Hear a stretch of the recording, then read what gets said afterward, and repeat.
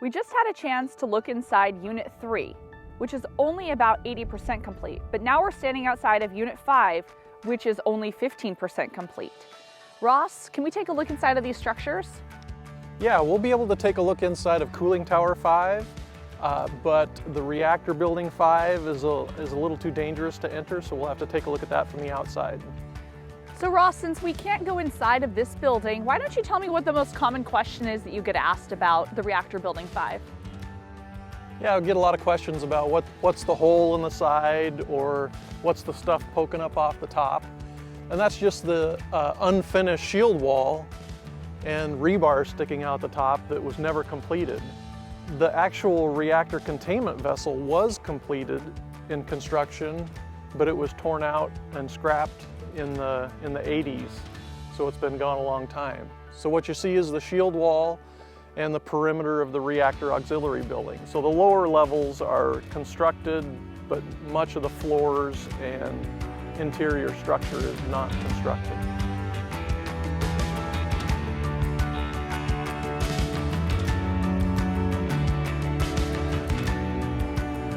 So we're standing here at the base of Cooling Tower 5 in what would have been the intake structure.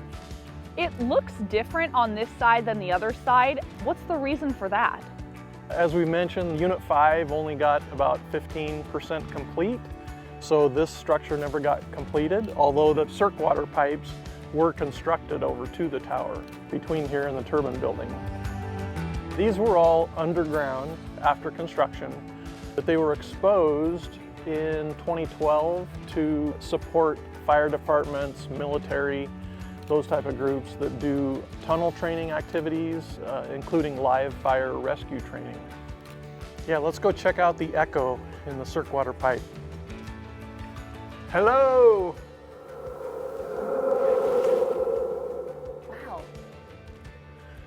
Is anyone in there? We've got about 1,500 feet of 12-foot diameter pipe between here and the turbine building. And the echo is just bouncing all the way back from there. Wow. Well, let's go check out the inside of the cooling tower.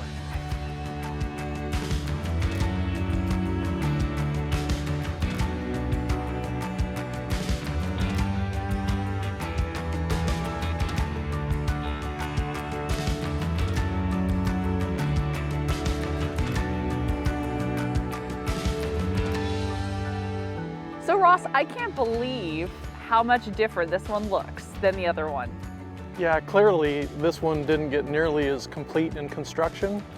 Mainly just the shell of the structure and a portion of the pond underneath. Obviously there's been dirt piled in here, so that's why we're able to stand on it and walk in here. It gives a good example of the riser columns that we talked about at Unit 3. At the top of these columns is where the spray deck level would have been constructed. And this is again where the hot water coming back from the condensers would have been cycled up through the top and then distributed out through that packing material before falling back to the pond.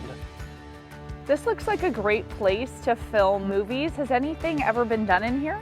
Yeah, there's been a number of projects, sound recording, music performances, and Transformers 4 and 5 both filmed scenes in here. Thank you for joining us on this tour of the unfinished Washington Nuclear Power Plants Units 3 and 5. And thank you, Ross, for providing all the interesting insight and history on these unique structures. Unfortunately, we're not able to offer public tours or public access due to the unfinished and dangerous nature of these structures. But on your next visit through Grace Harbor County, feel free to take a detour and come up here to take a look at the structures. There are public roads throughout the site, and you can drive through and get up close to the cooling towers without crossing the fences.